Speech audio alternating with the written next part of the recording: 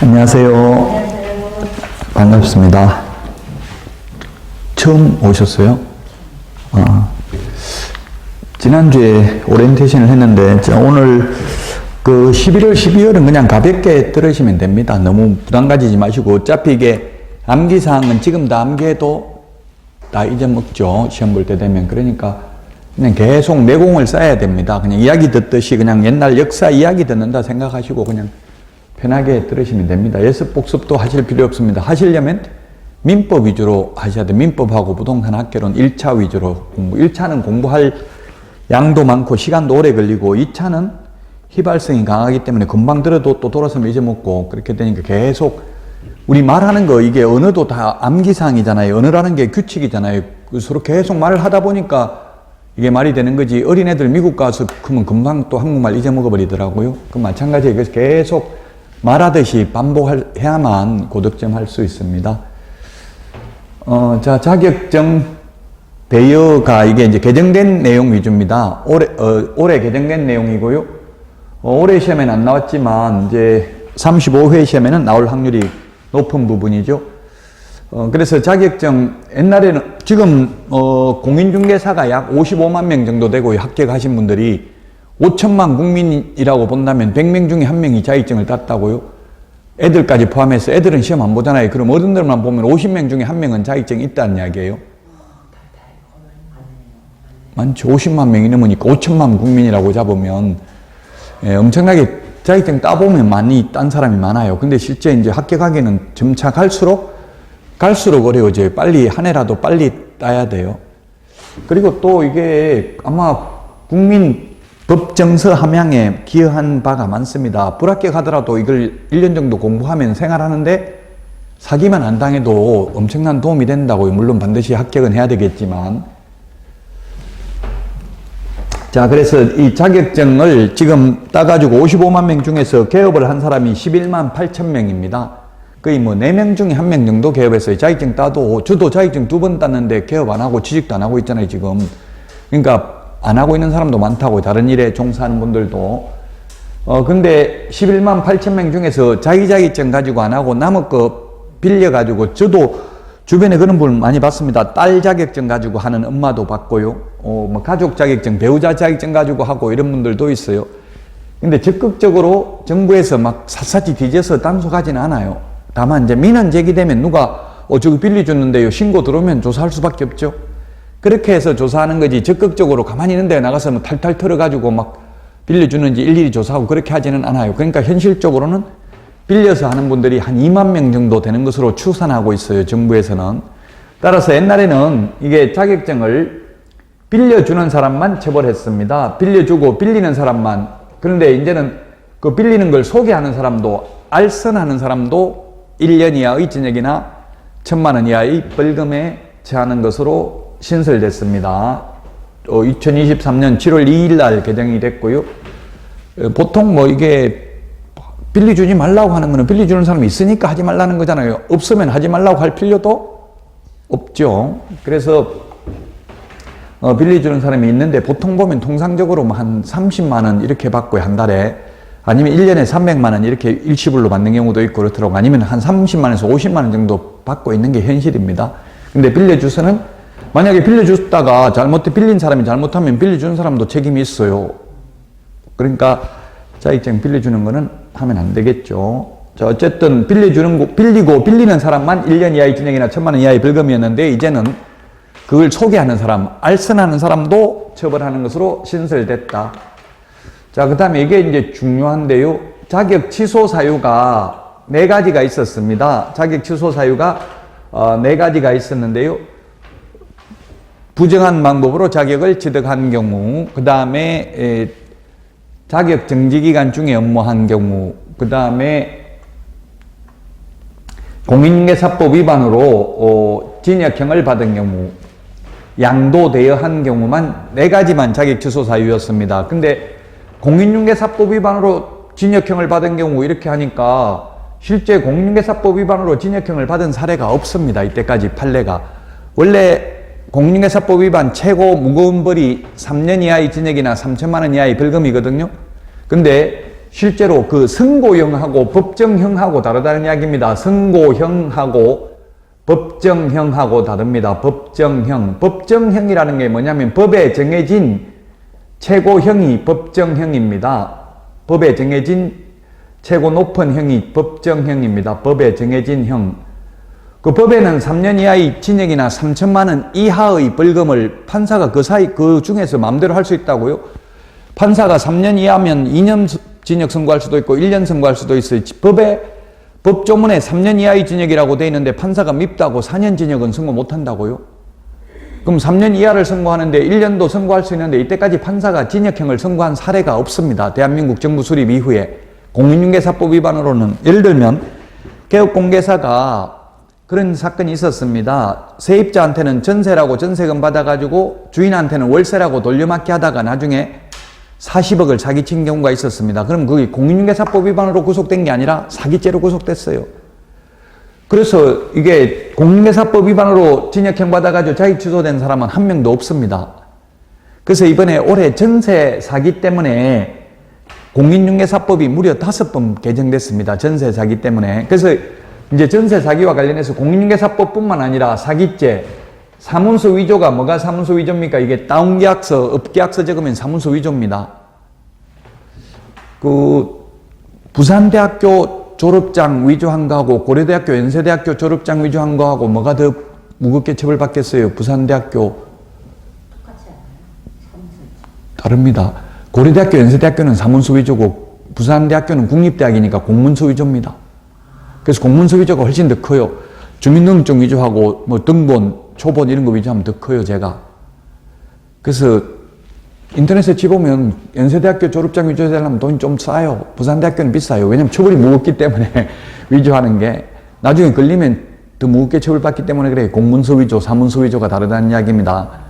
우리 거래계약서 이런 거는 위조하는 건 사문서 위조입니다. 다운계약서, 업계약서, 계약서 거짓으로 적는 거, 실제와 다르게 적는 거. 그래서 이제 사문서 위조고요. 그 다음에 변조, 위조하고 변조하는 것. 그 다음에 횡령, 남의 돈 떼먹는 거. 배임. 배임이라는 거는 임무를 배반하는 게 배신하는 거. 배신할 때 배자고요. 임무를 배신하는 게 배임입니다. 대표이사가 대표이사로서 회사 돈 떼먹고 이런 회사에 뭐 피해를 입히고 이러면 배임죄에 해당됩니다. 이런 걸로 징역형 외에 금고형, 여기에 안 적어놨지만 범죄단체 조직혐의도 해당됩니다. 범죄단체 조직혐의. 이번에 전세 사기와 관련해서 범죄단체 조직혐의로 기소된 건이 딱 한 건 있습니다. 왜냐하면 모집책을 두고 완전 범죄 조직이라는 이야기, 전세 세입자 모집책 20명씩 두고 데리고 오면 뭐 MGM이라고 해서 1,000만 원씩, 2,000만 원씩 주고 이런 건이 있었습니다. 범죄단체 조직 등으로 인해서 금고형을 받으면 이제 자격 취소됩니다. 금고 이상. 그리고 집행유예도 자격 취소됩니다. 금고 이상이라고 하면 뭐가 있냐면 우리나라에 형벌의 종류가 9가지가 있는데 사형, 이거 뭐 그냥 이야기처럼 듣고 이게 시험에 약간 관련이 있으니까 이런 것도 사형은 현실적으로 사형 나간 사람은 없죠. 지금 김영삼 정부 때 막하파 사형시키고 지금 사형이 없잖아요. 그 5년 정도 사형이 아직까지 선고된 사례는 없습니다. 지금 사형수는 한 60명 정도 있습니다. 우리나라에. 사형수는 어디에 있겠어요? 교도소, 구치소 중에서 어디에 있을 것 같아요? 교도소는 기결수, 이미 형이 확정된 사람이 교도소에 있고요. 미결수가 있는 데가 구치소거든요. 그럼 사형장이 교도소에 있겠어요? 구치소에 있겠어요? 구치소에 있어요. 서울구치소. 예, 왜냐하면 사형수들은 아직 형이 사형을 집행해야 그게 형이 확정되는 거거든요. 확정시키는 거거든요. 집행을 안 하고 있기 때문에 미결수입니다. 그래서 구치소에 있습니다. 사형수들은. 구치소는 형을 받지 않은 사람이. 네, 그렇죠. 확정되기 전에 있는 어쨌든 구치소에 있어요. 서울구치소 인터넷에 한번 찾아보세요. 서울구치소에 사형장이 사형장이 어디 있냐면 정문에 들어가면 하나는 왼쪽 오른쪽에 있는데 한 군데는 면허소고 한 군데는 사형장이에요. 제가 사형시킨 사람하고 제가 인터뷰를 해봤어요. 사형을 직접 집행했던 사람. 근데 뭐 이건 직접 시험하고 상관없는데 아직 시간이 좀 남았으니까 여담으로 말씀을 드리면 사형을 서로 안 시키려고 한대요. 왜냐면 이게 살인한 거하고 똑같잖아요. 엄청나게 트라우마에 시달린대요. 남을 사형 죽이면. 어쨌든 죄를 지었든 어쨌든 사람을 죽인다는 게 엄청나게 자기도 스트레스를 받는 거예요. 그래서 서로 안 하려고 한대요. 그래서 지금은 사형시키기가 쉽지가 않대요. 옛날에 사형수들은 이미 다 은퇴를 해버리고 사형시켰던 경험이 있는 사람들은 서로 안 하려고 하니까, 그러면 이제 어떻게 하냐면, 우리나라는 교수형이잖아요. 목매가지고 죽이는데, 그럼 밑에 앉아있다가 이제 목 맸다가 버튼을 누르면 밑에가 확 떨어져 버리면 이제 매달려가지고 죽는데, 그 버튼이 3개가 있대요. 3명이 누르면 이제 내가 죽였다는 걸 모르게, 누가 누른 게 그 의자가 떨어진지 모르게, 그래서 죄책감이 좀 덜 하대. 3명이 하니까 내가 한 건 아니겠지, 이렇게 위로를 받는 거예요. 굉장히 이게 사형이라는 게, 물론 우리가 어떤 분들 뭐 사형제를 찬성하냐 반대하냐 이렇게 하면 논란이 많이 대상이 되는데요. 어쨌든 통계는 사형을 많이 시킨다고 해서 범죄가 없어지는 건 아니래요. 통계를 보면 지금 사형을 가장 많이 시키는 나라가 중국이거든요. 1년에 5,000명 사형시켜요. 근데 범죄는 중국이 최고 범죄율 높아요. 사형 2위가 미국입니다. 사형 많이 시키는 나라 미국. 미국은 50개 주마다 다 달라요. 법이 미 합중국이잖아요. 각각의 나라예요. 법이 따로따로 있다고요.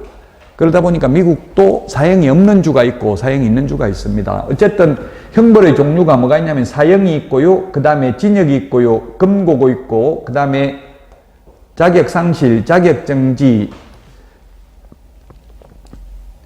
벌금, 구류, 과료, 몰수, 이렇게 9가지 형벌이 형법에 나와 있습니다. 그래서 금고 이상이라고 하면 사형, 징역, 금고 이걸 말합니다. 금고 이상으로 확대했다고. 이상이라고 하면 그 숫자 포함이죠. 이상 이하는 그 숫자 포함, 초과 미만은 그 숫자 제외. 그러면 이상 반대는 미만입니까? 이상 반대가 미만입니까? 이하입니까? 미만입니다. 미만. 이상 반대는 미만이라고요. 우리 학개론의 기초 연산 이런 거 공부하시는 것 같던데요. 보니까 예를 들어서 5 미만이라고 하면 4부터잖아요. 5 이하라고 하면 5 이하하면 5 포함이고 5 이상하면 5 포함이에요. 그럼 5는 두 군데 다 들어가. 이상 이하하면 이제 이해되죠? 이상 반대는 미만입니다. 이 수학도 조금 이게 초등학교 5학년 1학기 수학책에 나오는 내용입니다. 저도 수학 못합니다. 그런데 합격했어요. 네, 계산하는 문제 나와도 제가 2번이나 합격했다고 했죠. 뭐 수학 못해도 합격할 수 있습니다. 자, 어쨌든 금고 이상이라고 하면 사형, 징역, 금고고요. 사형은 뭐 논할 필요가 없고 죽어버리면 뭐 어차피 자익 취소되나 안 되나 의미가 없는 거고요. 그 징역하고 금고하고 차이가 뭐냐면, 징역은 정력에 복묵케 한다 이 말인데 일을 시켜요. 징역 가면. 근데 금고형은 확신범, 사상범, 비파렴치모 의무의 경우 금고형은 일을 안 시켜요. 제가 금고형 살한 사람, 징역형 살한 사람 교도소 저는 가보진 않았지만 이야기는 들어봤어요. 인터뷰를 해가지고 어떻는지 뭐가 더 좋으냐. 여러분 생각에는 뭐가 더 좋을 것 같아요? 일하는 거 안 하는 거? 그거 하는 게 낫죠. 금고는 일을 안 시키는데 단 금고형도 본인이 원하면 시켜줘요. 일 안 하고 가만히 혼자 독방에 있으면 정신병자 된대. 6개월만 독방에 갇혀 있으면. 김지아 시인이 쓴 책에서 저는 읽었어요. 그 김지아 시인이 독방에, 이런 유명한 사람 독방에 보통 보내거든요. 독방에 그냥 벽만 보고 6개월 동안 눈만 뜨면 혼자서 있으니까 정신병이 안 걸리는 게 이상하다 하더라고요. 그러니까 뭐 교도소에서 자살하려고 하고 막 이런 게 있잖아요. 그냥 혼자서 있으면, 여러 명 있으면 좀 덜하죠. 자, 어쨌든 이제 결론은, 옛날에는 공인중개사법 위반으로 징역형만 자격 취소 사유였는데 지금은 공인중개사법뿐만 아니라 사기, 배임, 사문서 위조, 범죄단체 조직 등의 혐의로 금고 이상의 집행유예만 받아도 자격 취소됩니다. 집행유예라는 것은 교도소 가요, 안 가요? 집행유예는? 교도소는 안 가죠? 자, 뭐 이게 상식인데 집행유예라는 게 있고요. 집행유예. 그 다음에 선고유예, 기소유예 이런 말이 있습니다. 법률 용어. 이런 건 상식적으로도 알아놓는 게 좋겠죠. 가장 가벼운 벌이 기소유예입니다. 기소라는 것은 이게 일으킬 기자, 소송할 소자, 소송을 일으킨다. 즉 재판에 회부하는 걸 기소라고 해요. 우리나라는 기소 독점주의라고 해서 오직 검사만 기소할 수 있습니다. 그래서 판사가 힘이 세요? 검사가 힘이 세요? 만약에 누가 더 파워가 있어요? 권력이 누구에게 있냐고, 검사, 판사 중에서? 예, 검사에게 있어요. 그래서 뭐 검찰개혁 이런 말은 나오지만 판사개혁이라는 말은 별로 안 나오잖아요. 현실적으로. 왜냐하면 판사는 검사가 이 사람 재판해달라고 딱 찍어서 말한 사람만 재판할 수 있어요. 근데 검사는 아무나 다, 검사는 직권 조사도 할 수 있거든. 직권으로 압수해가지고, 압수수색해가지고 재판에 넘길 수가 있다는 이야기입니다. 그래서 검사가 압수를 하더라도 검사가 탈탈 털면 무조건 걸리될 수밖에 없어요. 일반 국민들이라 하더라도. 저도 아마 탈탈 털면 뭔가 하나는 잘못했을 거예요. 저는 죄 지은 거 없다 생각해도 샅샅이 뒤지면 뭔가 하나는 잘못했을 가능성이 있죠. 마약도 안 하는 마약이다. 그러니까요. 그거 근데 그 어떤 말이냐면 그거잖아요. 그게 왜 그러냐면은 소위 이제 미국 같은 데는 그게 합법적이에요. 폴리바게닝이라고 해요. 미국에서는 유죄 협상을 해요. 너 불면 다 불면 봐주겠다 이렇게 해요. 근데 우리나라에서는 원래 폴리바게닝이 불법입니다. 검사가 그렇게 하면 안 됩니다. 이론적으로는. 근데 현실적으로는 해요. 조사 수사 기법에 다 이제 너 다 불면 너는 최대한 봐주겠다 이런 식으로 그 이제 조사를 받다 보면 저도 조사 받아봤는데 사실은 육체와 정신이 분리돼요. 어떻게 조사를 하냐면 공문이 옛날에는 막 때리고 옛날에는 저는 많이 맞았어요. 옛날에 군대 있을 때 많이 맞고 그랬는데 조사받을 때 막 반말로 하고 때리고 이러는데 요즘은 그렇게 하는 게 아니라더라고요. 요즘은 저는 뭐 조사는 안 받아봤습니다만은 어떻게 하냐면은 한 10시간 조사했다 이런 말 나오잖아요. 그러면 뭐 유명 정치인은 그렇게 고문 안 하겠지만 일반인들은 어떻게 하냐면 10시간 동안 한 사람이 하는 게 아니라 수사관이 계속 바뀌어요. 바뀌어가지고 똑같은 질문을 계속해. 바뀐 다른 사람이 와가지고 불 켜놓고 저한테 불빛 해놓고 상대방은 어두운 데서 보고 저는 굉장히 밝은 데서 답변해요. 그럼 나중에 거짓말 했다가 기억이 혼미해가지고 뭐 거짓말인지 기억이 안 나. 그래가지고 엉뚱한 대답한다고 옛날에 처음에 했던 거하고 그러면 야 아까 때는 이렇게 해놓고 왜 헛소리 하냐 이렇게 빨리 똑바로 진실을 말 못해 이런 식으로 하면 그냥 영혼이 틀려가지고 그냥 불 수밖에 제발 잠만 재워주라 다 불 테니까 이렇게 나온다더라고요. 자 어쨌든 그 기소유예라는 거는 검사선에서 마무리 짓고 재판에 안 넘기는 거예요.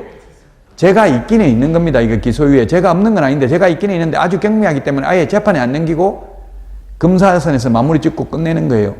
그럼 기소유예는 뭐 그 죄는 있지만 아예 재판 받지도 않습니다. 그럼 선고유예는 뭐냐면 재판에는 넘깁니다. 검사가. 재판에 넘기면 판사가 이번에 어떤 게 있었냐면은, 예를 들면, 지금 뒤에 나옵니다만은, 권리금 계약서를 개업공개사가 작성하는 것은 행정사법 위반이다.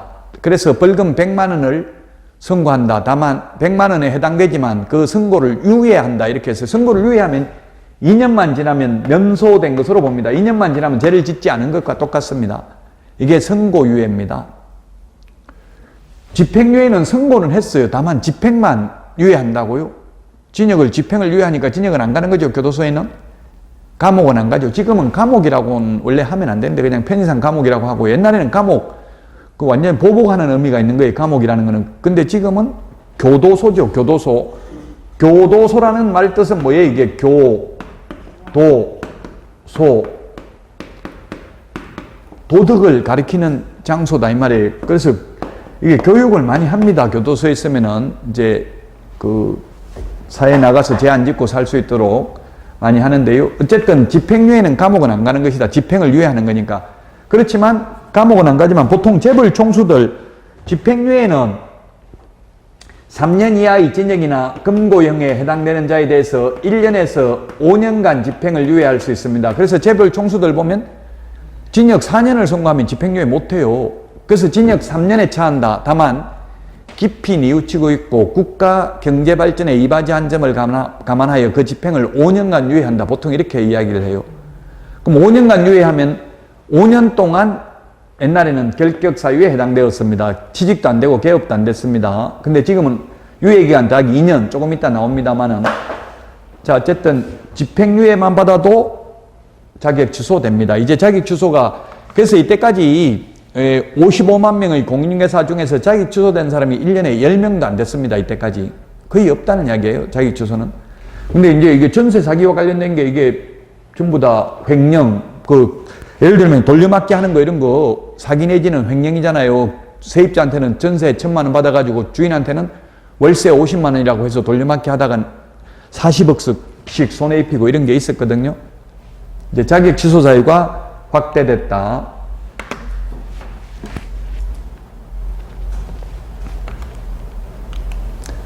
자, 다음은 부동산 거래 질서 교란행위입니다. 부동산 거래 질서 교란행위. 부동산 질서 교란행위가 지금 한 42개 정도 되는데요. 확대해가지고 무등록 중개, 공인중개사의 거짓된 은행, 명의대여, 뭐 허위, 거짓 신고 이런 게 부동산 거래 질서 교란행위다. 지금 인터넷에 그래서 부동산 거래 질서 교란행위 치보면 신고센터가 한국부동산원에서 운영되고 있습니다. 그런 거 운영되고 있습니다. 여러분들이 지적 호기심은 있어야 돼요. 자꾸 이게 전화도 한번 해보고 이렇게 노력을 해야 돼요. 저도 그래서 전화해봤습니다. 지금 자꾸 아파트 분여회에서 와가지고 자기들 아파트 가격 올려달라고 예를 들어서 옆에 10억인데 왜 우리 아파트는 5억에 매물 올려놨냐 자꾸 항의하고 이러는데 좀 질서 그게 부동산 거래 질서 교란 행위거든요. 단속 좀 해주세요 하니까 그거 가지고는 안 됩니다 이러더라고. 인적사항 다 제출하래요. 주민등록번호, 인적사항, 생년월일, 이름, 전화번호 이거 어떻게 알아요? 와서 그러면서 자기 전화번호 말하고 합니까? 아무 말도 안 하고 하는데. 그래서 막상 신고하려고 그냥 어떻게 운영되는지 보려고 전화해보니까 그 직원들 귀찮아 하더라고요. 그런 거는 그거 가지고는 단속하기 좀 어렵습니다. 이러더라고요. 그럼 이제 이게 신고하는 거는 뭐예요? 인적사항 다 하는 거는 계약 당사자들 중에서 이제 개업공개사한테 불만이 있으면 신고할 수 있겠죠? 계약서 있으니까 인적사항 다 나와 있잖아요. 계약서에. 참 이게 어려운 게 이제 현업에 가면 거짓된 은행 이게 있는데 거짓된 은행. 거짓말해도 이게 부동산 거래 질서 교란 행위고 우리 법에 나중에 나옵니다만 거짓말하면 1년 이하의 전역이나 1,000만 원 이하의 벌금이에요. 개업공개사가 거짓말하면. 근데 이게 거짓말인지 청약 유인인지 민법에 보면 청약 유인이라는 게 있어요. 청약 유인. 청약하도록 유인한다, 유혹한다, 끌어들인다 이런 말이잖아요. 청약, 계약이라는 게 뭐예요? 청약과 승낙의 의사표시가 합치되는 걸 계약이라고 하죠. 집 10억에 팔게, 10억에 살게 이렇게 하면 그게 계약이 성립된 거예요. 10억에 사겠다. 근데 이제 여러분들 현업에 가보면 어려운 게 10억에 팔겠다 하면 매수인 예 10억 주고 사겠습니다. 이렇게 한 사람 거의 없어요. 좀 깎아주세요 뭐 하고 이렇게 해요. 가장 어려운 게 이제 협상이에요. 협상. 이제 자격증 따고 나면 협상의 기술이 있어야 돼요.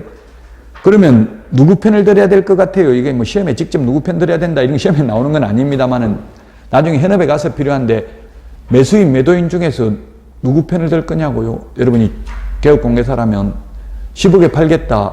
좀 깎아달라. 10억 조금만 깎아주세요 하면 못 깎아줍니다. 이렇게 편 들 거냐고 아니면 좀 주인한테 좀 깎아줘야 거래가 됩니다. 이렇게 할 거냐고요. 어떻게 하실 거예요? 매수인. 부부싸움 하면 누가 이겨요? 남편이 이겨요? 피곤하면 안 나기고 이 상황에 따라서 예, 제가 볼 때는 더 사랑하는 사람이 이겨요. 더 사랑하는 사람이 져요. 참, 제가 말 잘못했네. 더 사랑하는 사람이 전다고요. 배우자가 나를 사랑한다는 거 알면은 이혼하자 이러면은 그냥 배우자가 내가 잘못했다 이렇게 나온다고요. 근데 사랑하지도 않고 이혼하려고 생각하고 있는 사람한테 이혼하자 이러면 그래 잘 됐다 하자 이렇게 나와요. 나를 사랑하는지 보고 해야지. 마찬가지고 매수인 매도인도 더 팔고 싶은 사람, 누가 더 팔고 싶어 하는지, 누가 더 사고 싶어 하는지 이걸 심리적으로 빨리 파악해야 돼요. 네, 절박한 사람, 꼭 팔려고 맘먹은 사람한테는 좀 깎아주셔야 됩니다. 이렇게 해야 되고, 지금 자꾸 예를 들면 매수의 시장인지 매도의 시장인지 지금 자꾸 올라가고 있으면 자꾸 깎아달라고 하기 힘들겠죠? 조금 자고 나면 올라가는데 뭐 오히려 더 그러면 자고 나고 올라가면 10억에 판다 해놓고는 와가지고는 또 1억도 안 주면 안 팔겠다 이렇게 나오는 경우도 있어요. 그때 상황에 따라 달라요. 누가 더 절박한지, 누가 더 사랑한지, 사랑한 사람이 손해보고 더 절박한 사람, 더 사고 싶은 마음이 강하면 깎아달라 할 수 없죠. 오히려 더 올려달라고 할 가능성이 많아요. 그래서 거짓말, 저도 이제 그 친구들 소개를 해봤는데요. 제주도에 있는 친구가 땅을 8억에 팔아주면 5천만 원 주겠다 하더라고요. 그래서 오늘 내놨는데 내일 계약서 쓰러 와라 이렇게 했어요. 8억 5천에. 그 8억에 팔아주면 5천만 원 준다 했으니까 8억 5천에 팔아주면 1억 받을 줄 알았어요. 그 1억 받아가지고 세계 일주 여행이나 하고 어떻게 써야 될까 막 꿈에 부풀어 있었어요. 근데 친구가 한 푼도 중개보수 못 주겠다 이러더라고요. 그래서 제가 친구가 못 주겠다면 뭐 못 받는 거지 알겠다 이렇게 했어요. 그냥 묻지도 않고. 그 나중에 왜 그러는데 물어보니까 이거 10억 넘게 받을 것 같은데 받을 수 있는데 너한테 너무 싸게 내놨나 보다. 금방 당장 손님 오는 거 보니까 이러더라고요. 그 어떻게 해야 돼요? 거짓말을 해야 된다는 이야기 사실적으로.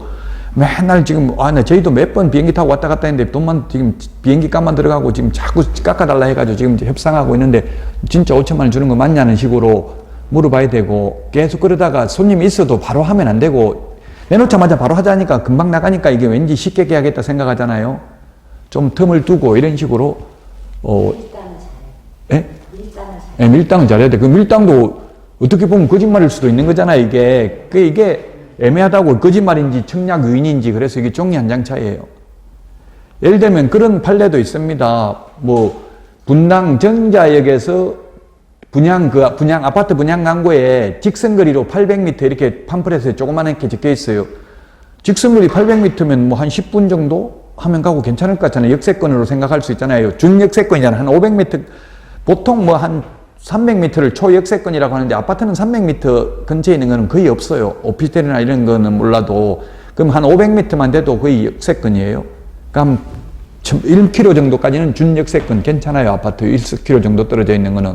근데 직선거리 800m라고 하니까 괜찮아 보이잖아요. 도로가 없어요. 40분 넘게 걸려요. 그래서 조그맣게 분양 광고에 밑에 공중에서 직선거리로 800m 이렇게만 적어놨어요. 그게 사기다, 거짓말했다, 이렇게 사기 분양이다 고소했는데 그건 청약 유인에 불과하다. 그 청약을 할 사람으로서는 그 실제 800m면 얼마 정도 걸리는지를 직접 확인해 볼 의무를 소홀히 하였으므로 그건 사기 분양이라고 볼 수 없다. 청약 유인에 불과하다. 원래 분양하는 사람은 약간의 가장 광고를 하는 경향이 있는 현실 등을 종합적으로 고려해 볼 때 사기 분양이라고 보기는 어렵다. 그 모든 마찬가지로 지금 개업공개사만 100% 믿으면 안 됩니다. 아무리 개업공개사가 잘못해도 개업공개사한테 100% 책임지라고 하진 않아요. 왜냐하면 고도의 주의 의무가 있는 게 아니라 선량한 관리자의 주의 의무만 있기 때문에 100% 책임지는 건 없습니다. 절반은 손님도 책임져야 된다고요. 예를 들면 등기사항증명서 확인 안 해가지고 은행 융자 있는 거 이런 거 설명 안 해도 100% 개업공개사가 책임지진 않아요. 거의 50% 정도예요. 왜냐하면 손님도 개업공개사 말만 믿고, 왜? 개업공개사를 장사꾼, 상법상 상인으로 보고 있어요, 판례는. 장사꾼은 아무래도 속이 약간은 가장되게 말할 경향이 있는데 그것만 믿었기 때문에 50% 잘못은 있다. 이렇게 나오는 게 판례의 입장입니다.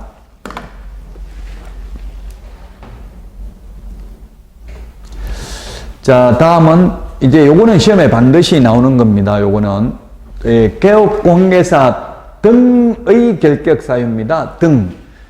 이 개업공개사 등이라고 하면 개업공개사가 사장이잖아요. 등이면 직원도 포함해요. 직원, 임원, 사원, 직원, 즉 소속공개사, 보조원 다 포함해요.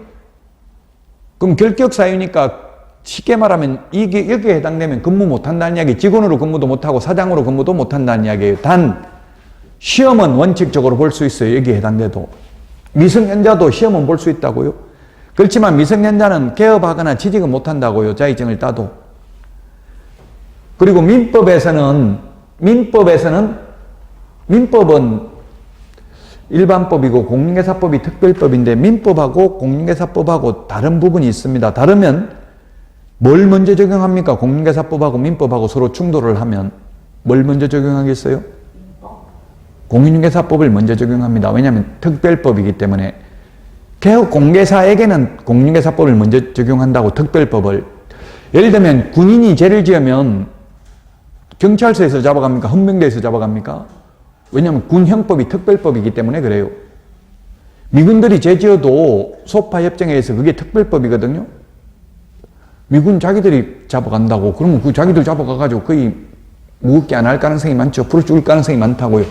소파협정에 의해서 그게 특별법입니다. 특별법 우선 원칙에 따라서 민법하고 공인중개사법이 충돌하면 공인중개사법을 먼저 적용합니다. 특별법 우선의 원칙이라고 합니다. 그걸. 자, 그래서 민법에서는 성년의제라는 말이 있습니다. 학개론에도 의제부동산, 준부동산 이런 말 나올 수 있어요. 의제한다, 본다, 간주한다 같은 말이에요. 그럼 성년의제라는 건 뭐냐면은 민법에서는 혼인을 하면 성년으로 본다는 이야기, 성년이 아니지만, 그럼 민법에서는 미성년자의 경우 단독으로 유효한 법률행위를 할 수 없습니다. 미성년자는 자기 집 팔려면은 부모 동의받아야 돼. 그냥 자기 마음대로 못 팔아요. 미성년자이기 때문에. 왜냐하면 민법에서 이런 미성년자 제도를 둔 이유는 미성년자를 보호하기 위한 제도입니다. 근데 공인중개사법에서 미성년자를 취직도 안 되고 개업도 못 하도록 하는 것은 미성년자 보호하려고 그러는 게 아니라 국민들, 어려인들을 보호하기 위해서 그렇습니다. 왜냐하면 미성년자가 근무하다가 피해를 입히면 안 되니까요. 그 입법 취지가 다르다는 이야기입니다. 그래서 민법에서는 혼인하면 자기 집 팔아먹을 수 있어요. 그냥 부모 동의 안 받고. 또 부모 동의 받으면 집 팔아먹을 수 있습니다. 그런데 공인중개사법에서는 부모 동의 받아도 그리고 혼인을 해도 중개업소에 취직 못한다고요. 개업도 못한다고요. 오직 나이를 먹는 길밖에 없습니다. 미성년자보다 더 나이 먹어서는 할 수 있는 거예요? 그렇죠. 19세 되면 할 수 있죠. 네, 따놓고. 혼인을 하면 미성년자 집을 팔 수가 있는 거예요? 네, 혼인하면 미성년자도 부모 동의 안 받고 자기 집 팔 수 있어요. 혼인하면 성년으로 의제한다, 본다, 간주한다 같은 말입니다. 민법에서 간주한다, 추정한다 달라요. 그거는 좀 민법이 어려운데요. 그 민법은 말이 어렵죠. 왜냐하면 왜 어렵냐면 민법은 이게 1958년도에 제정됐습니다. 해방되고 나서 1958년도 제정돼가지고 1960년부터 시행했는데 1950년도 일본식 한자로 돼 있어요. 이게 그리고 한 번도 개정을 안 했어요. 이게 우리 시험 범위에 들어가는 거는 개정한 거 딱 하나밖에 없어요. 뭐 개정했냐면 임대차 최장기 존속 기간이 옛날에 20년을 초과할 수 없었는데 지금은 이게 삭제됐습니다. 그래서 임대차 계약 100년 할 수도 있습니다. 단국대학교 천안 캠퍼스 제가 강의하러 가는데 거기는 보니까 그 앞에 호수가 있어요. 학교 앞에 호수. 그걸 뭐 수자원공사하고 100년간 임대차 계약했대. 100년간. 100년간 개발 못하는 거 이거 학교 앞에 있으니까 완전 학교구처럼 보이거든요. 그 100년 임대차 계약도 가능하다고 이제는. 옛날에는 민법에서 20년 초과하는 임대차 계약은 무효였습니다. 근데 지금은 30년 임대차 계약 해도 됩니다. 100년 해도 되고요. 그것만 하나 개정됐어요. 왜 개정됐냐면 헌법 불합치 결정이 나가지고 개정하라고 권고해서 그거 하나만 바뀌었고 나머지는 전부 다 용어가 옛날 일본식 한자래요. 그러니까 무슨 말인지 말 자체를 못 알아먹어요. 이상하다. 일본 거 다 없앤다더니 왜 가장 가까운 건지 알았대요. 지금 없애려고 계속 연구를 하고 있는데 이게 쉽지가 않아요. 국민 생활에 밀접한 영향을 미치기 때문에 맨날 입법 예고만 해놓고 개정을 한 번도 못했어요. 개정한다고 10년 동안 연구해가지고 지금 다 한글로 바꿔놓기는 해놨어요. 근데 아직까지 개정은 못했어요.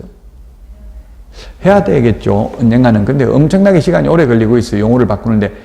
여러분들 시험 범위에 들어가는 그는 개정이 안 됐다고. 시험 범위에 안 들어가는 거는 개정됐어요. 이게 뭐냐면 이런 거는 개정됐어요. 이거 피한정 후견인, 피성년 후견인 이런 거는 민법 시험 범위가 아니고 민법이 103조부터 766조까지가 민법 시험 범위입니다. 민법이 한 1118개 조문인가 조문이 뭐 한 그 정도 되거든요. 1000조가 넘어요, 조문이. 그러면 밑에 1000조 이런 거는 뭐냐면 친족 상속법이에요. 친족 상속법은 개정됐어요. 옛날에는 장남한테 상속이 많이 됐잖아요. 지금은 아들이든 딸이든 결혼했든 안 했든 똑같잖아요. 그런 거 개정됐어요. 근데 시험 범위가 아니라고, 그거는. 그 다음에 이거 앞에 이게 피한정 후견인, 피성년 후견인, 요건 총칙인데 103조보다 앞에 있는 거거든요. 시험 범위가 아니에요. 민법 시험 범위, 원칙적으로는. 요거는 개정됐습니다. 피한정 후견인, 피성년 후견인을 옛날에는 뭐라고 불렀느냐면은 금치산자, 한정치산자 이렇게 불렀어요. 금치산자. 금치산자, 한정치산자. 오히려 이거는 옛날 용어가 더 이해하기 쉬운 것 같아요. 금치산자라는 말은 뭐냐면 금지한다. 재산이거든요. 재산을 다스릴 치자, 정치할 때 치잖아요. 재산을 다스리는 것, 재산을 관리하는 걸 아예 금지하는 자가 금치산자입니다. 한정치산자는 재산을 관리하는 걸 한정적으로 금지하는 자가 한정치산자입니다. 이 한정치산자는 쉽게 말하면 치매 환자들, 이런 사람이 한정치산자 요건이 되는 거예요. 오락가락 왔다 갔다 하는 거예요.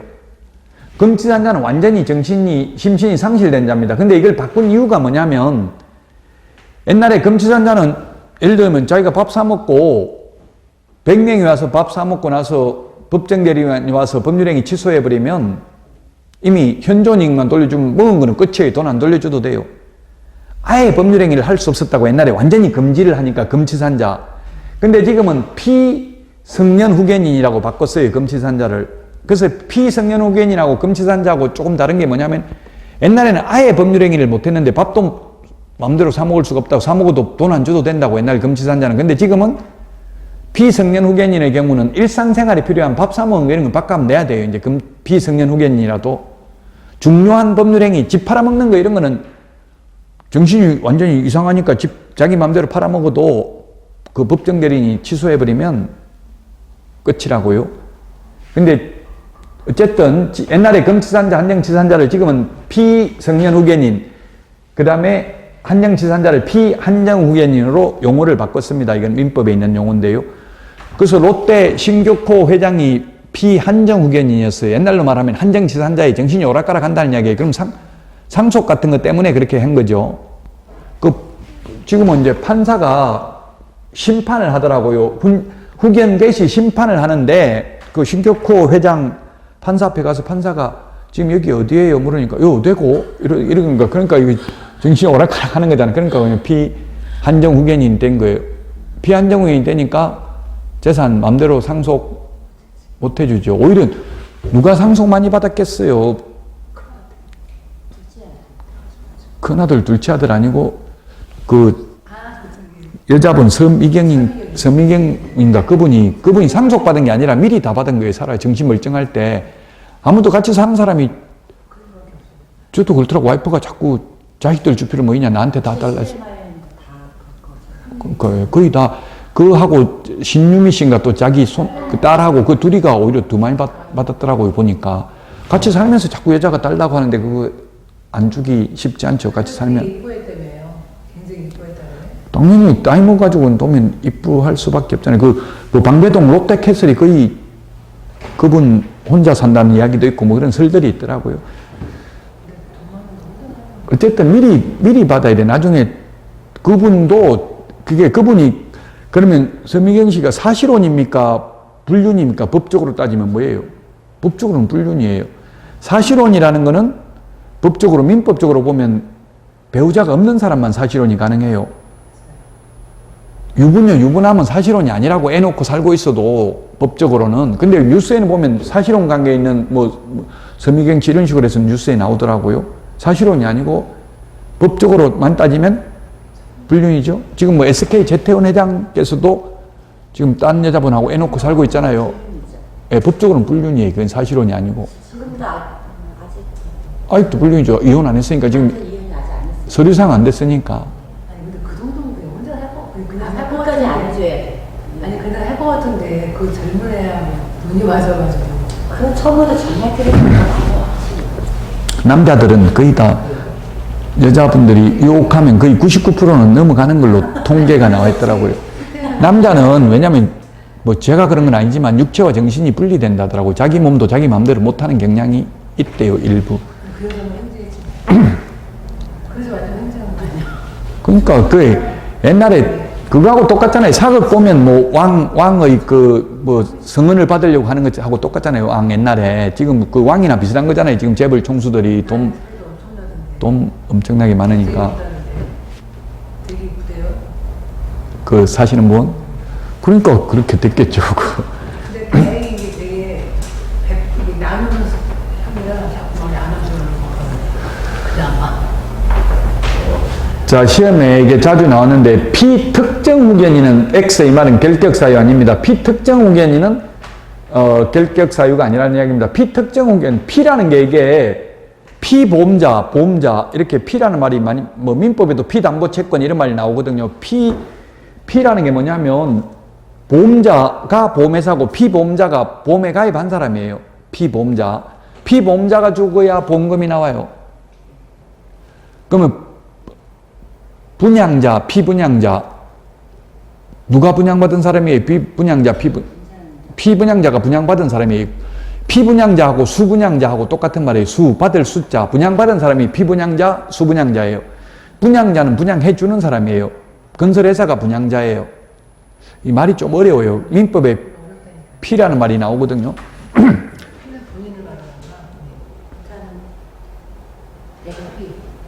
팔았을 때 내가 샀다 준 거지. 아니 그 피 프리미엄을 말하는 게 아니에요. 피 당하다는 뜻이에요. 당하다는 피 보험자, 피보험자, 피부양자, 부양자는 자식이 부모 부양해야 되잖아요. 부양자고 피부양자는 부양당하는 사람이에요. 예, 부모님. 그럼 보통 뭐 국민건강보험도 피부양자 자기 그 지위를 뭐 어떻게 했다 이러면 배우자가 그 배우자 앞에 피부양자로 올려져 있으면 따로 보험 안 들어도 되는 게 그게 피부양자예요. 프리미엄 피를 말하는 거 아니고 피. 어려워. 진짜. 헷갈려. 피 수동태인데 그래 말이 좀 어려워요. 그럼 어려우면 이거 휴대폰 가지고 그때그때 용어를 검색해 보시는 게 좋아요. 네이버나 다음에 이런 데 검색해 보면 막 여러 사람 글이 많이 올라와 있어요. 그걸 좀 읽어보면 도움이 돼요. 용어가. 자꾸 그 지적 호기심이 있어야 된다고. 저도 지금도 계속 검색해. 제 이름도 네이버에 검색해 보세요. 나와요. 제 이름도 인물 검색하면. 네. 네이버에도 나오고 다음에도 나와요. 오늘 아침에 검색해 보니까 제가 2위에 내려가 있더라고요. 원래 1위인데 그게 어떻게 정해지냐면 검색량에 따라서 사람들이 많이 검색하면 2위로 올라가고 검색 안 하면 2위로 떨어지고 그래요. 자, 피특정 후견인은 피라는 것은 뭐냐면 후견인이라는 것은 보살펴주는 사람을 후견인이라고 합니다. 보살펴주는 사람. 후견인은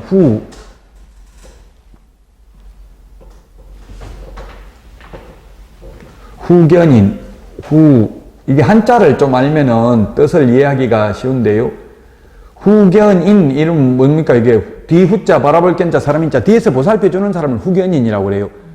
피후견인이라고 하면 뒤에서 보살핌을 당하는 사람, 받아야 되는 사람이 피후견인이에요. 그럼 피특정 후견인이라고 하면 특정 사무에 대해서 보살펴주는 사람을 특정 후견인이고 피특정 후견인은 특정 사무에 대해서 보살핌을 받아야 되는 사람이 피특정 후견인이에요. 특정 사무에 대해서만 보살핌을 받아야 되니까 취직은 해도 된다고요.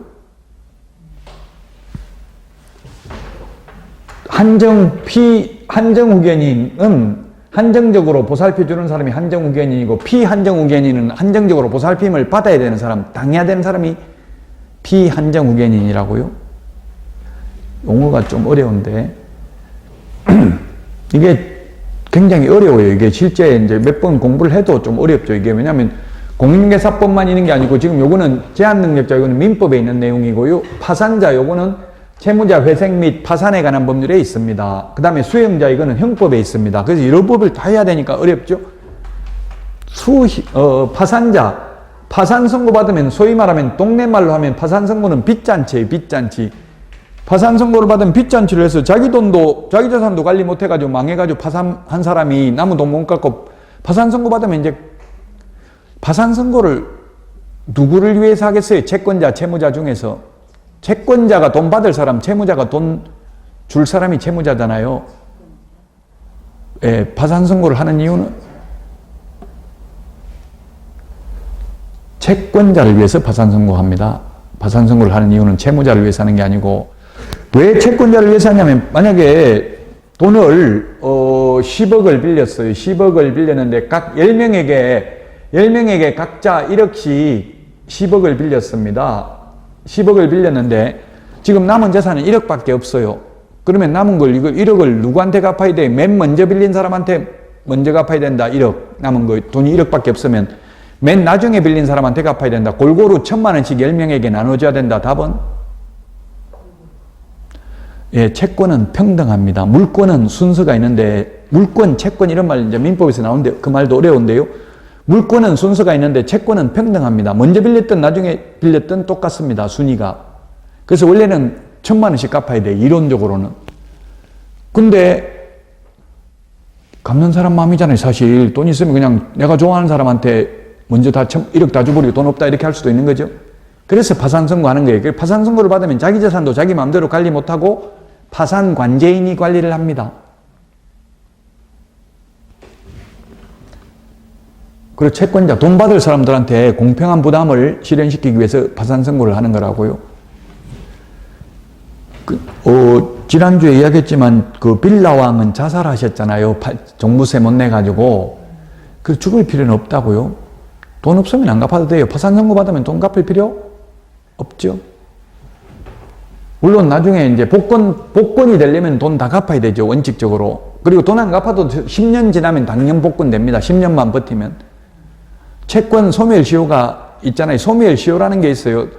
민법에서는 소멸시효가 있고 또 형법에서는 공소시효라는 게 있어요. 죄를 지어도 일정 기간이 지나면 더 이상 처벌 안 받습니다. 공소시효가 있으면. 소멸시효가 있으면 또 돈도 빌렸으면 10년 동안 안 갚으면 갚을 의무 없어요. 법적으로는. 10년 되기 전에 판결문 이런 걸 받아야 돼요. 판결문을 받으면 다시 소멸시효가 새로 시작됩니다. 소멸시효는 중단시킬 수가 있어요. 소송을 해가지고 판결문을 받아놓으면.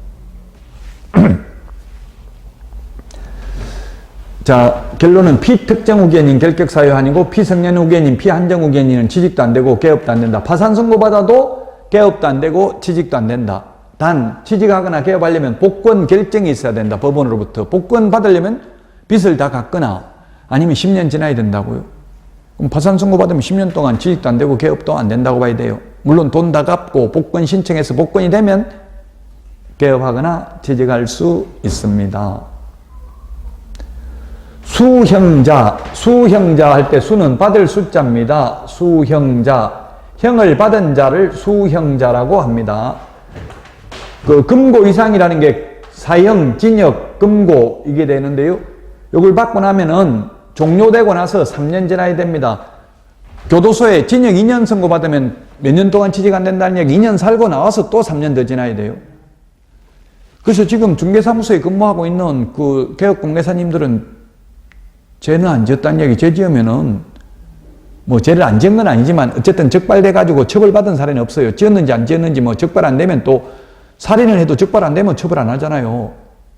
어쨌든 적발은 안 됐다고 봐야 되겠죠. 지금 중개업을 하고 있는 분들은 적발돼가지고 만약 처벌받으면 징역 1년 받았다면 몇 년 동안? 1년 살고 나와서 또 3년 더 지나야 된다고요? 집행 종료되고 나서 집행 종료라는 건 징역 3년이면 3년 살은 거잖아요. 살고 나와서 또 3년 더 지나야 된다고요? 가석방 되면은 뭐 뉴스에 보면 가석방이라는 걸 말 나오잖아요. 가석방이라는 거는 가짜 석방이에요. 그럼 징역 3년을 선고받으면 형법에는 보면 형기의 3분의 1만 채우면 가석방 될 수 있어요. 법적으로는. 물론 현실적으로는 3분의 1 가지고 가석방 안 합니다만 징역 3년 선고받으면 이론적으로는 1년만 지나면 가석방 될 수 있다고, 모범수인 경우. 그럼 가석방 되면 징역 3년 선고받아가지고 1년 만에 가석방 됐습니다. 그러면 가석방 된 날로부터 3년이 아니라 남은 형기, 자녀 형기, 이걸 가석방 기간이라고 그래요. 자녀 형기, 가석방 기간, 자녀 형기 더하기 3년 지나야 됩니다. 그래서 만기 출소전자나 가석방 된 자나 결격사유에서 벗어나는 시기는 똑같다고요. 징역 3년 받으면 둘 다 6년 지나야 돼요. 6년. 3년 살고 나와서 3년 더 지나야 되고 1년 만에 가석방 되어도 남은 자녀 형기 2년 더하기 3년 지나야 돼요. 그래서 죄 지으면 취직도 안 되고 개업도 거의 안 된다고 봐야 돼요. 이것도 시험에 잘 나옵니다. 가석방의 경우. 그 다음에 법률 변경, 특별사면, 형의 시효 완성도 3년 지나야 된다. 일반 사면은 즉시 벗어난다. 그러면 결론은 일반 사면하고 특별 사면하고 뭐가 더 좋은 거예요? 그 사면 당하는 사람 입장에서 보면? 일반 사면은 사면되면 바로 결격사유에서 벗어나니까 취직 개업 되는데 특별 사면돼도 3년 지나야 돼요. 뉴스에 보면 특별 사면 됐다, 일반 사면 됐다, 뭐가 많이 나와요? 뉴스에. 특별 사면. 특별 사면은 대통령의 고유 권한입니다. 법무부 장관의 상신에 의해서 대통령이 할 수 있습니다. 사실상 대통령 마음이죠. 근데 일반 사면은 대통령 마음이 아니고 국회 동의를 받아야 됩니다. 그 야당이 동의 안 해줄 가능성이 많잖아요. 여당에서 한다고 하면. 그러니까 일반 사면 되는 사례는 거의 없습니다. 특사, 특별 사면을 줄여서 특사, 일반 사면을 줄여서 대사라고 합니다. 대사면 됐다는 말은 거의 안 나와요. 어쨌든 특별 사면 돼도 3년 지나야 된다. 법률 변경. 법률 변경이 뭐가 있냐면 대표적인 게 옛날 제가 어릴 때는 혼인빙자, 간음죄가 있었고요. 얼마 전까지만 해도 간통죄가 있었잖아요. 다 폐지됐잖아요. 혼인빙자, 간음죄도 폐지됐고요. 혼인빙자, 간음죄 여자분들이 원해가지고 폐지시킨 거예요. 성의 자기결정권을 침해한다 해가지고 혼인빙자, 간음죄. 옛날에는 혼인한다 해가지고 간음하고 혼인 안 하면 형사처벌 받았어요. 지금 베트남 같은 데 그렇다더라고요. 우리 베트남 처녀하고 결혼하려고 가잖아요. 그러면 먼저 잠부터 재운대요. 가면 일단 그래 놓고 결혼 안 하면 한 3천만 원 이렇게 내야 되는데 벌금 내면은 해주고 안 그러면은 무조건 결혼해야 돼요. 그 남자들은 뭣도 모르고 그냥 자라고 해주니까 그냥 잤다가 이제 그 다음날 변호사가 계약서 쓰는데 뭔 말인지 모르잖아요. 베트남 말로 계약서 쓰고 잔다고요. 그래요? 네. 무조건 일단 한 번 잤다면 한 3천만 원은 버니까 이제 그래 놓고 이제 일부러 막 자꾸 돈 더 달라 하고 이래가지고 안 주면 그냥 그 처벌받아요. 그러니까 함부로 안 자야 되는데 또 그 남자들이 그게 잘 통제가 안 되는 경우가 있죠. 자, 어쨌든 우리나라는 뭐 혼인비인자 가늠죄도 없어졌고요. 간통죄도 없어졌습니다. 간통죄가 없어졌지만 형사처벌만 안 받는 거지 민사상, 민법상 불법행위에 해당돼가지고 손해배상은 해야 돼요. 간통하면. 근데 그 손해배상액이 정신적 손해이기 때문에 얼마 안 돼요. 1,000만 원도 안 돼요. 우리나라에서 위자료 최고 많이 받은 분이 뭐 김주아 앵커가 5천만 원인가 받았더라고요. 그 완전 유부남인데 속이고 총각이라 하고 이런데도 그게 우리나라에서 최고 많아요. 손해배상액이. 정신적 손해는 그렇게 크지 않다고요. 미국 같은 데는 징벌적 손해배상이라는 게 있어요. 그래서 형사처벌 대신에 엄청나게 막 몇백억씩 손해배상을 하는데 우리나라는 아직까지 5천만 원이 최고예요. 5천만 원. 정신적 손해. 10년 동안 두드려 맞고 살아봐야 1,000만 원밖에 못 받아요. 그 우리나라도 징벌적 손해배상 이런 걸 좀 도입해야 될 가능성이 있어요. 어쨌든 이제 지금 간통죄로 구속돼 있다가 간통죄가 폐지되면 나올 거 아니에요. 나와도 3년 지나야 취직개업 가능하다는 이야기예요. 법률 변경. 그 다음에 형의 시효 완성입니다. 시효 완성. 형의 시효 완성. 시효가 두 개가 있어요. 공소시효라는 게 있고 형의 시효라는 게 있어요. 공소시효는 재판받기 전에 도망다니는 거. 옛날에 살인죄는 공소시효가 옛날에는 15년이었어요. 살인을 해도 15년만 안 잡히고 도망다니면 그 뒤에 잡혀도 처벌 안 받아요. 지금은 살인죄 공소시효 폐지됐습니다. 지금은. 예, 그래서 지금은 언제, 20년 지나서 잡혀도 처벌받아요, 지금은. 옛날에는 15년이었다고요? 공소시효. 그래서 공소시효가 완성되면 결격사유 아닙니다. 어차피 처벌 안 받으니까. 근데 형의 시효라는 건 뭐냐면 확정 판결을 받고 시간이 경과된 경우입니다. 예를 들면 뭐 사형 선고 받고 불출석 재판을 할 수도 있는 거거든요. 불출석 재판도 간혹 있어요. 그럼 사형 선고 받았어요. 근데 사형이 선고됐는데도 불구하고 도망가가지고 30년만 지나버리면 시효가 완성돼요. 사형에 대한 범죄의 형의 시효는 30년입니다. 뭐 30년은 암기할 필요 없어요. 어쨌든 형이 확정되고 나서 국회의원 이런 분들 불출석 재판 받는 경우 많아요. 그 징역 3년 선고받았는데 그냥 교도소 안 가고 도망가 버릴 수 있어요. 선고는 받았는데. 그러면 그 형의 시효가 완성돼도 3년 지나야 결격사유에서 벗어나는데 공소시효는 어차피 완성되면 처벌을 안 받기 때문에 결격사유 아니라는 이야기입니다.